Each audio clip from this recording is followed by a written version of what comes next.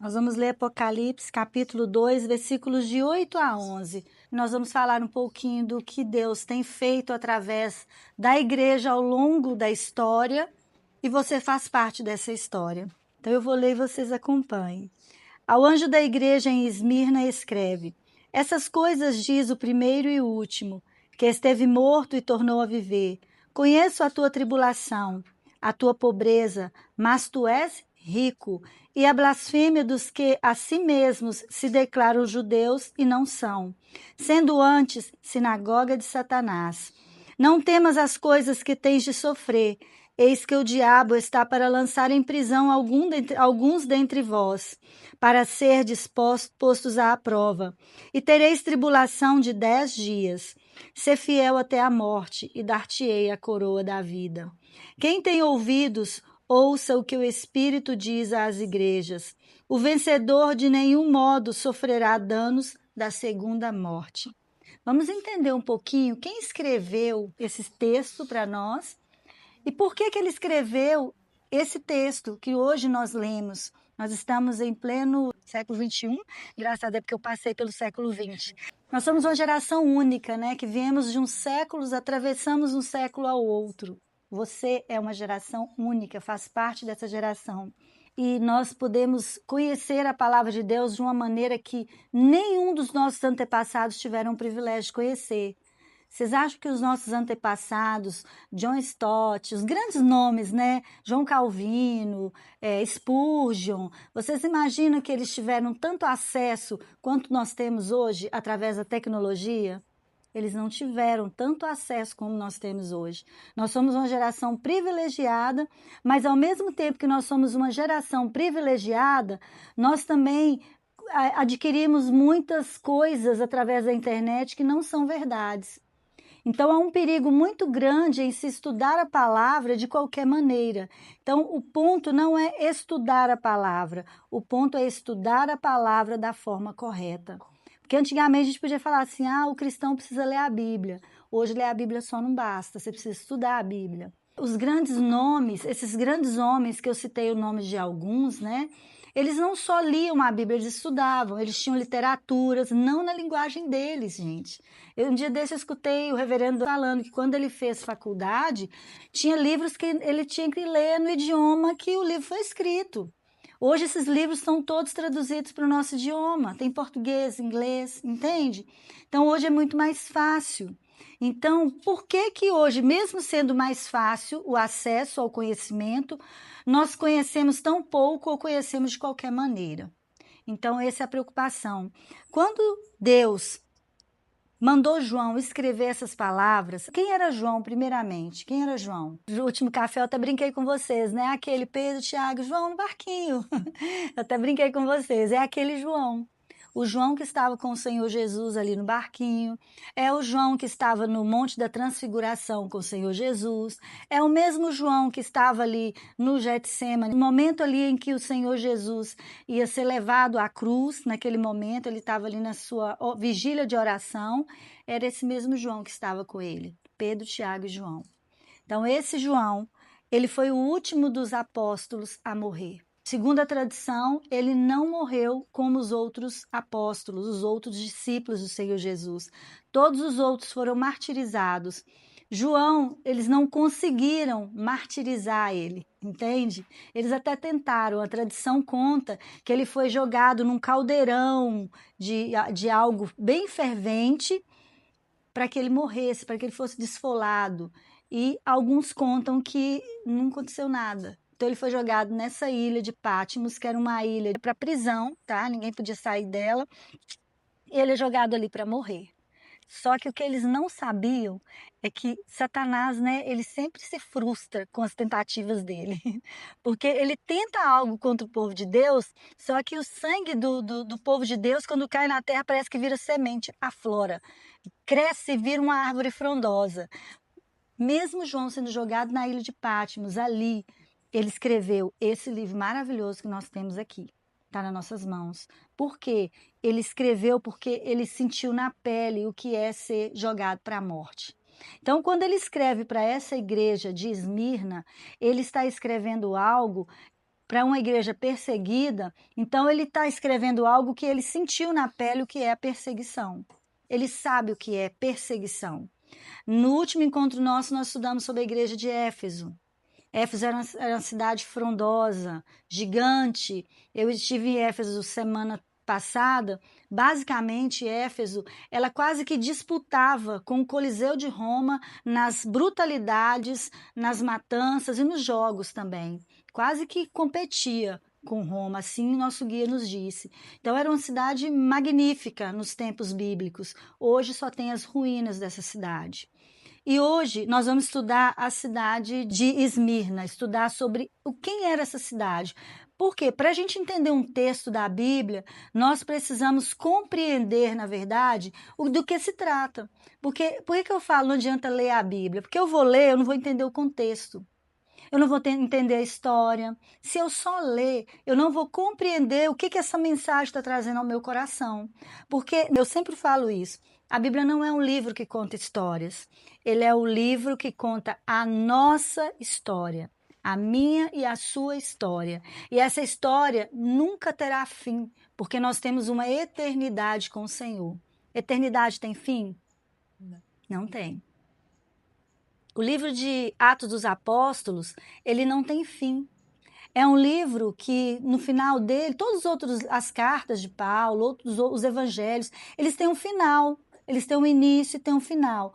Atos dos Apóstolos não tem final, porque é a minha e a sua história ali. A história dos Atos dos Apóstolos. Aquilo que eles fizeram está caindo como uma cascata sobre a nossa vida até hoje. E nós estamos multiplicando aquilo que eles fizeram lá nos tempos bíblicos, tá? Então, por exemplo, Paulo foi levado a pregar na Europa. Como que ele foi levado a pregar na Europa? Quem se lembra? Ele estava em Troade e ele teve uma visão de um homem, de um varão, que disse para ele assim: passa Macedônia e ajuda-nos. Por causa dessa visão, ele sai de Troade, passa por Filipos e chega em Atenas. Quando ele chega em Atenas, ele prega no Areópago e ali 2 convertidos que provavelmente eram pessoas muito influentes, um com certeza que era o Areopagita Dionísio, e depois cita também uma mulher, Dâmaris. E muitos irmãos se converteram ao Evangelho de Cristo Jesus em Atenas. Foi a primeira cidade da Europa em que Paulo pregou, depois que ele sai de Troade. E por causa dessa cidade, ali naquele momento não se estabeleceu uma igreja, porque ele falou sobre a ressurreição dos mortos. Então, quando ele cita a ressurreição dos mortos, os gregos, não, nós rejeitamos essa palavra, nós não queremos ouvir mais. Mas Deus alcançou o coração do Areopagita, Dionísio e de Dâmaris e de alguns outros irmãos. Mas a igreja não se estabeleceu naquele momento ali. Então, ele sai dali e vai para Corinto.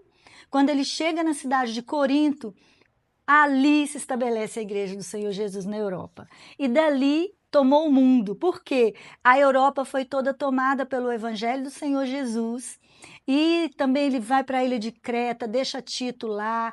E no futuro, quem foi o pastor da igreja de Éfeso, que é a carta que nós lemos anteriormente, foi João.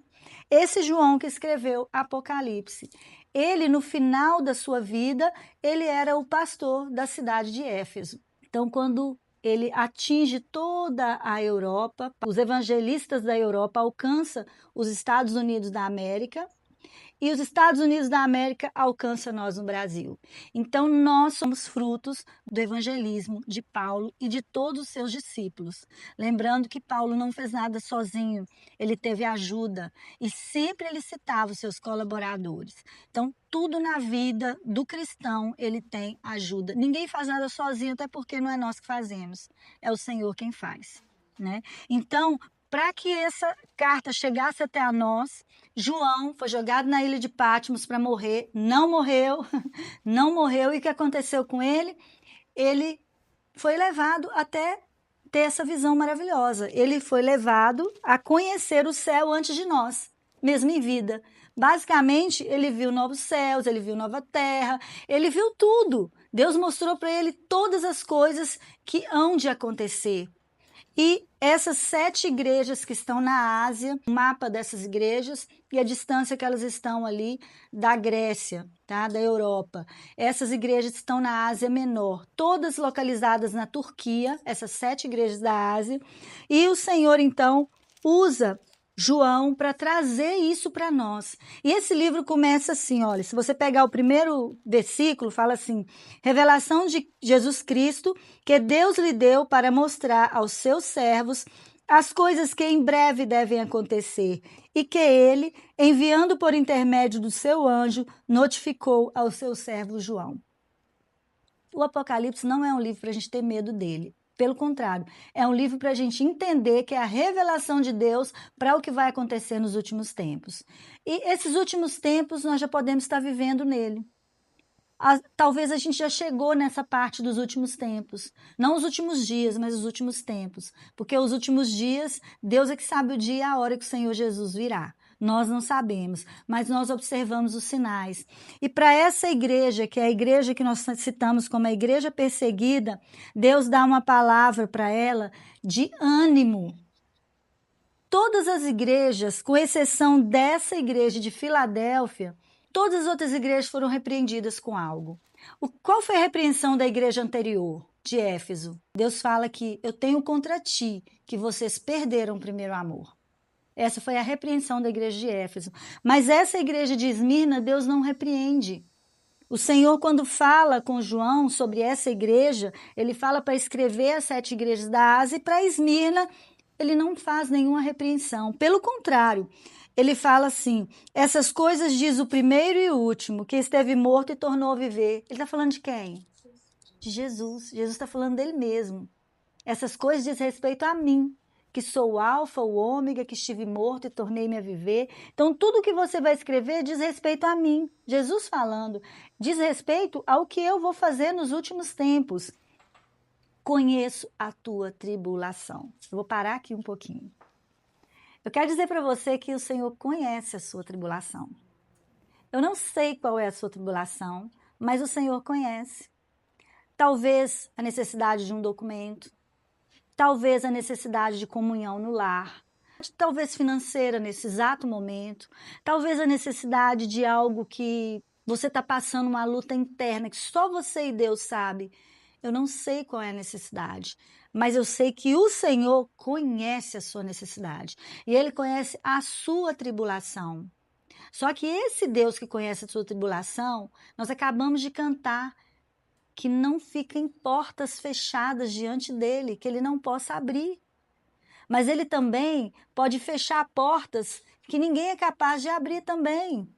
Tem portas que precisam ser fechadas na nossa vida e nós insistimos, insistimos e insistimos, mas às vezes é o Senhor que fechou. Porque a porta que Ele abrir para nós, essa vai nos trazer bênção. Mas há portas que são fechadas. E às vezes nós estamos insistindo. Mas o Senhor, Ele conhece a sua tribulação. E para essa igreja, Ele diz assim: eu conheço a tua tribulação, a tua pobreza. Só que entre parênteses, Ele colocou assim: mas tu és rico. Por que o Senhor falou isso com essa igreja? Mas tu és rico. Por quê? Porque essa igreja ela é rica. Quem tem Cristo tem o maior tesouro. Cristo é o nosso maior tesouro. Então, essa igreja tem a Cristo. Ele diz, por que ele está falando que essa igreja é pobre? Gente, Esmirna era basicamente uma das cidades mais ricas da Ásia Romana. Uma das cidades mais frondosas, de muita riqueza. Tem um monte lá que é chamado de Monte Pagos. Era o nome desse monte que tinha ali nessa cidade de Esmirna. Nessa montanha, a gente lembra que montanhas, montes, era o lugar dos ricos, tá? As acrópolis, ou seja, as partes, né, do exército ocupava, normalmente era o topo das montanhas. E ali em volta, a nobreza. Então, era uma cidade muito rica. Ela competia com Éfeso para saber quem era mais rica e mais pomposa. Então, se Éfeso era uma cidade muito rica, imagina Esmirna, tá? Então, era uma cidade muito rica. E para essa cidade tinha uma deusa deles lá, que ela tinha um símbolo de uma coroa também. Então, às vezes, a gente lê algo na Bíblia e não entende por que que o Senhor está falando dessa forma, por que dessa linguagem. É por isso que nós voltamos no tempo e buscamos a história. Por quê? Para nós entendermos quem é essa igreja. Por exemplo, eu busquei de alguns filósofos da época, alguns escritores da época, porque a Bíblia fala muito pouco dessa cidade. Então eu pensei assim, eu vou buscar os historiadores dessa época. Estrabão, ele vai dizer que essa cidade é a mais bela e próspera cidade da Ásia Menor. A mais bela e próspera da Ásia Menor. Plínio vai dizer que é a cidade importante e bem planejada da Ásia Menor. Tácito vai citar a intensa lealdade de Esmirna ao Império Romano, inclusive ao culto ao imperador.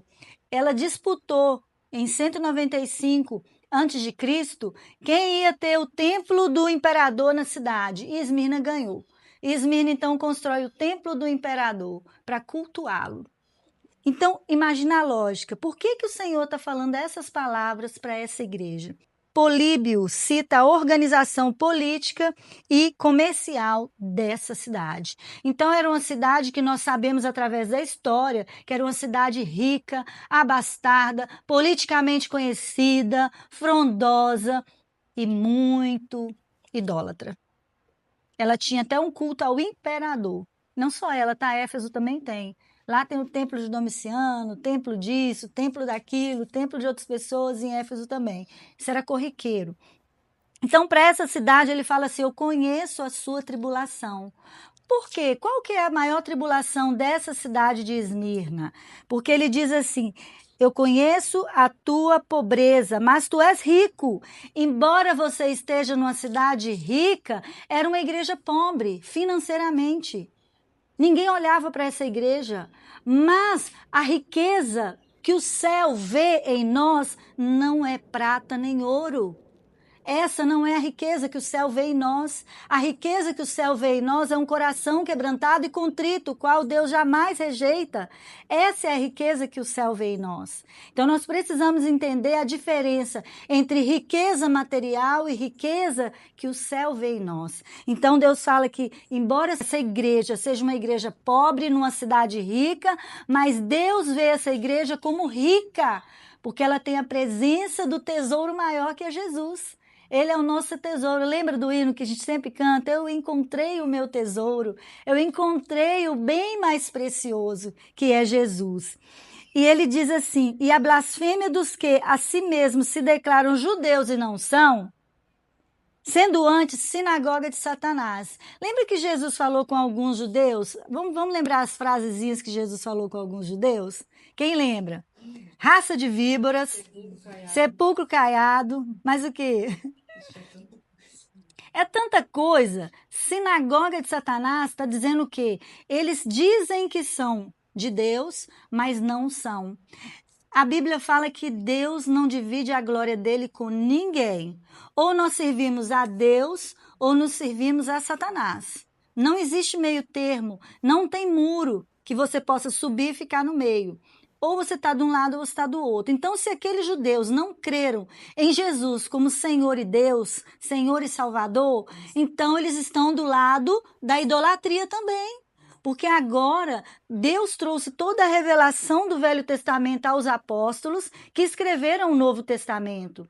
Então, se esses homens que se dizem de Deus, os judeus, que não creram que Jesus é o Senhor e Salvador de nossas vidas, sendo Filho de Deus, enviado, como Gênesis 3,15 apontou, que da semente da mulher nasceria um que esmagaria a cabeça da serpente, esse que esmagaria a cabeça da serpente veio lá no início do Evangelho, dos Evangelhos, quando Mateus, Marcos, Lucas e João cita Jesus chegando, o nascimento de Jesus, e que ele chega e João Batista olha para ele e fala assim, eis o Cordeiro de Deus que tira o pecado do mundo. E esse Cordeiro de Deus, nessa época, em 2000 anos atrás, vem como Cordeiro, ele voltará como leão da tribo de Judá. Então, o que veio para morrer em sacrifício vivo por nossos pecados, ele virá agora como um rei, como aquele que vai reinar sobre todas as nações e nós reinaremos com ele. Então, para essa igreja, o Senhor fala assim, eles pensam que são judeus, mas não são. Judeus no sentido, não no sentido literal, mas no sentido daquela nação escolhida para ser meu povo. Agora eu estendi a salvação para os gentios, que vocês fazem parte dessa nova aliança feita em Cristo Jesus na cruz. Então, nós que não temos sangue judeu correndo nas nossas veias, não somos descendentes direto de Abraão, Isaac, Jacó, mas nós temos a aliança messiânica dentro de nós, que nos fez judeus, não no sentido literal, mas no sentido de ser o povo escolhido de Deus. Então, Jesus está falando com João, escreve isso para essa igreja precisa ouvir isso, que eles são uma igreja abençoada, porque ela é rica, ela me tem como Senhor e Salvador. O versículo 10 fala assim, não temas as coisas que tem de sofrer. Tem gente que acha que o cristão não pode sofrer, né? Tem gente pregando um evangelho aí de mamão com açúcar que acha que você vem para Cristo, seus problemas são resolvidos, faz 3 sexta-feiras disso, faz não sei o quê, dá 3 pulinhos, bebe a água daquilo, faz aquilo outro, que você vai ser abençoado. Eu te digo que esse evangelho não é o evangelho do Senhor Jesus, porque o evangelho do Senhor Jesus, Jesus disse pra gente assim, no mundo tereis aflição. Vocês vão ter muita aflição, mas tem de bom ânimo, porque eu venci. Então, vocês vão vencer em mim. Então, esse é o evangelho do Senhor Jesus. E para essa igreja, Deus manda João escrever essa frase, não temas as coisas que tens de sofrer. Então, ele já está antecipando, vocês vão sofrer.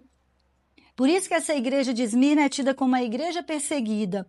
Eis que o diabo está para lançar em prisão alguns de vós. Gente, o diabo pode fazer alguma coisa? Se Deus não permitir? Não, mas Deus já está falando que ele vai permitir.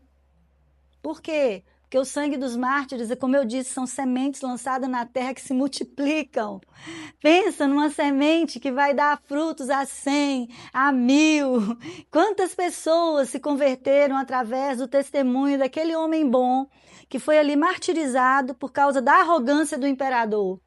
Aí o vizinho fala, nossa, mas aquele moço era bom, ele tinha um coração bom. Ele era sincero. Não, esse imperador tá louco. O Deus dos hebreus, ou seja, o Deus desse povo, o Deus dessa nação, né? O Deus desse homem, desse meu vizinho, ele deve ser mesmo muito bom, porque olha, ele está sofrendo calado. Ele está sofrendo e está cantando. Gente, quantas da história nós escutamos de mártires que cantavam ao serem queimados, cantavam ao serem comidos por leões. Gente, tem histórias que nós precisamos, às vezes, ler, entender, que às vezes o nosso sofrimento não é nada diante do que nossos irmãos já passaram. Gente, que sofrimento! Quem é que disse que está sofrendo aqui? Estão sofrendo? Até esqueceram, né? Até esqueceram do sofrimento. É isso, porque tereis tribulação de 10 dias, é um sentido figurado, vocês vão ter muitas tribulações, uma em cima da outra. Vai acabar uma, vai vir outra. Gente, vocês têm noção de quantas vezes o povo judeu foram expulsos dos lugares onde eles viviam por causa de perseguição?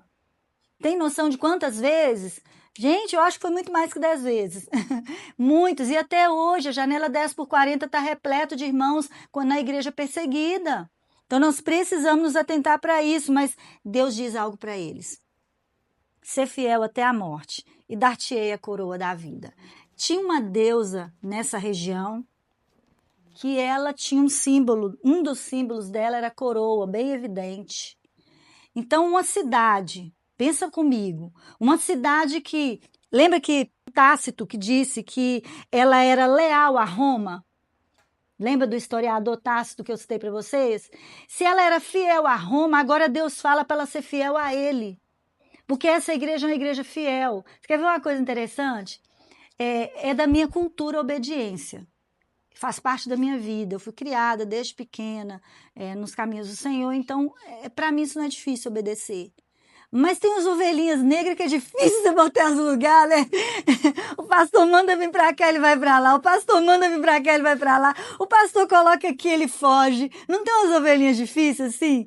Porque ela foi inserida num contexto assim de desobediência, que culturalmente tá tudo bem. Eu não tenho que obedecer ninguém, igual o menino rebelde, adolescente, aquele adolescente rebelde.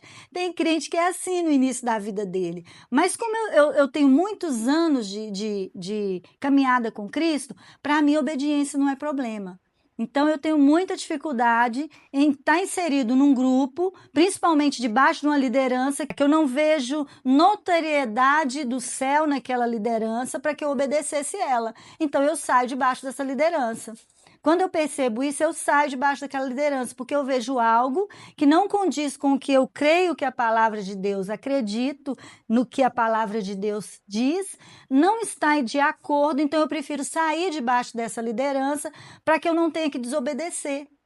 Isso é cultural. Então é da minha vida. Agora você imagina, para essa cidade era culturalmente fácil obedecer. Porque eles foram fiéis a Roma em toda a sua vida. Então agora o evangelho do Senhor Jesus chega até eles. Lá, lembra que em 195 a.C. foi construído o templo do imperador? Então eles tinham que ir lá prestar culto ao imperador.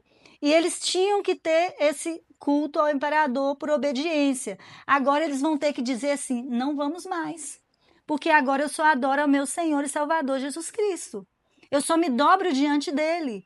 Então, para essa igreja, o Senhor está dizendo agora: vocês precisam ser fiel até a morte. E Deus não está falando assim: vocês vão ser fiel até vocês morrerem. Não é isso.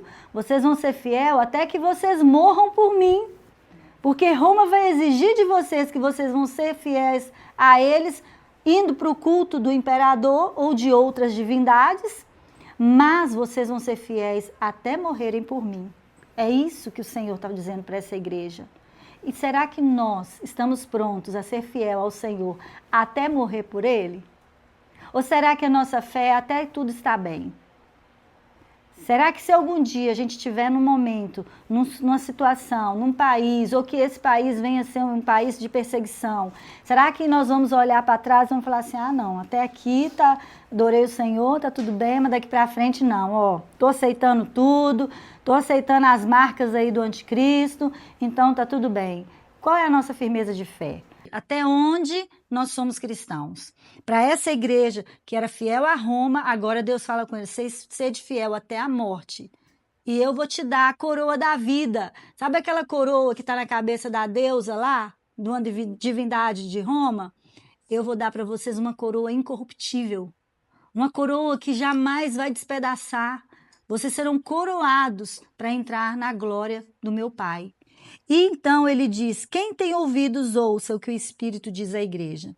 O vencedor, de nenhum modo, sofrerá o dano da segunda morte. Quando a gente fala de perseguição, a gente pensa na segunda morte, né? O que é a segunda morte? Quem sabe o que é a segunda morte? A Bíblia diz, a Bíblia, tá? Não é eu que estou dizendo. Apocalipse 20, 14 e Apocalipse 21, 8 vai dizer que a segunda morte é o lago de fogo. Vamos pensar agora nos cristãos que morreram por Cristo. João está escrevendo para essa igreja, basicamente cerca de 95 depois de Cristo, tá? Lá no primeiro século, 95. No ano 155, foi martirizado um homem chamado Policarpo. Quem cita isso, gente, é o historiador Eusébio de Cesareia. A história, contada através de Eusébio, cita que Policarpo morreu em 155 depois de Cristo. João já havia morrido. João morreu mais ou menos em 95 depois de Cristo. 155 depois de Cristo, esse Policarpo, que era discípulo de João, ele morre martirizado. E como que ele foi morto? Ele foi preso em uma casa de campo, ele não resistiu à prisão, eles queriam que ele se sujeitasse ao culto ao imperador e queria que eles negassem a Cristo. Ele disse: não vou fazer. E olha a frase que ele fala, gente: há 86 anos o sirvo. Há 86 anos eu sirvo meu Senhor e Salvador Jesus Cristo. E ele nunca me fez mal. Como posso blasfemar contra meu rei que me salvou? E eles tacam fogo nele. O martírio dele ia ser com fogo. A história conta que o fogo fez um arco em volta dele e não pegou nele. A história conta isso. Aí um soldado pega a sua espada, vai lá e mata ele. No ano 155 depois de Cristo. Gente, em 95, Deus entrega essa palavra para João. João continua pastoreando aquela região, ele era pastor em Éfeso, mas Esmirna era muito próximo. Ele discipula Policarpo, provavelmente deixou Policarpo ali como pastor de Esmirna, e ele foi martirizado. Das 7 igrejas da Ásia, essa igreja, essa cidade, hoje ela se chama Izmir. Ela é a única cidade que não foi totalmente destruída. Ela foi reconstruída. É uma cidade de 1000 anos antes de Cristo. Depois, no ano 600, ela foi totalmente destruída.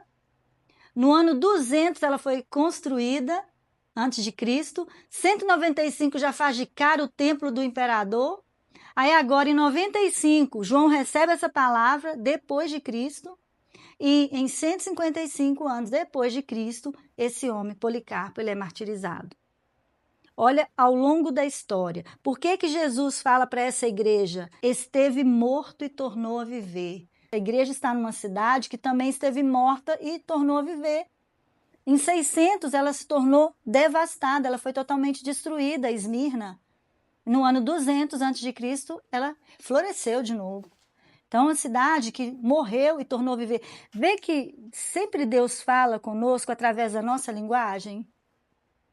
Então, às vezes, Deus está falando com você e você não está entendendo. Às vezes, é só dar ouvido à forma que você está tratando com o Senhor. Qual é a linguagem que você fala com o Senhor?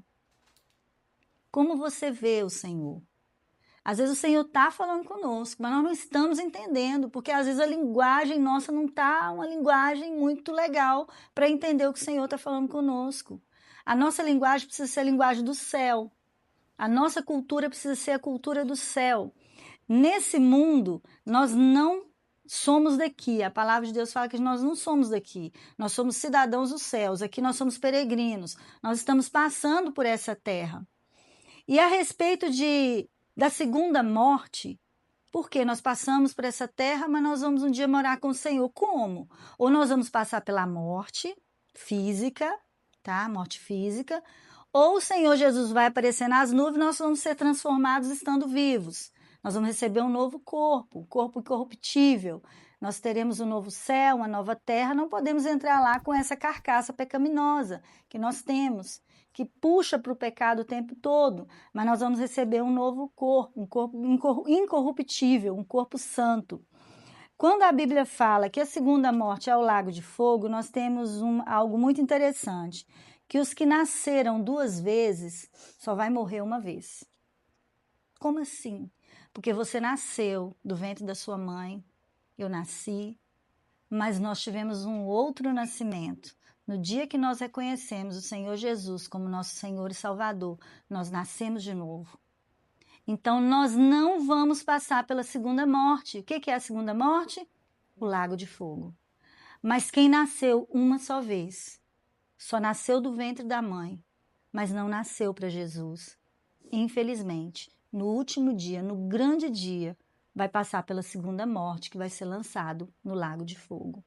Aí eu tenho uma pergunta para você. Você quer passar pela segunda morte? Eu falo que você precisa urgente, eu e você, e arrastar o máximo de pessoas à nossa volta para nascer logo de novo. Nós precisamos nascer pela segunda vez. Nós precisamos. E arrastar nossos familiares. Como que a gente arrasta nossos familiares? Com o nosso testemunho, claro.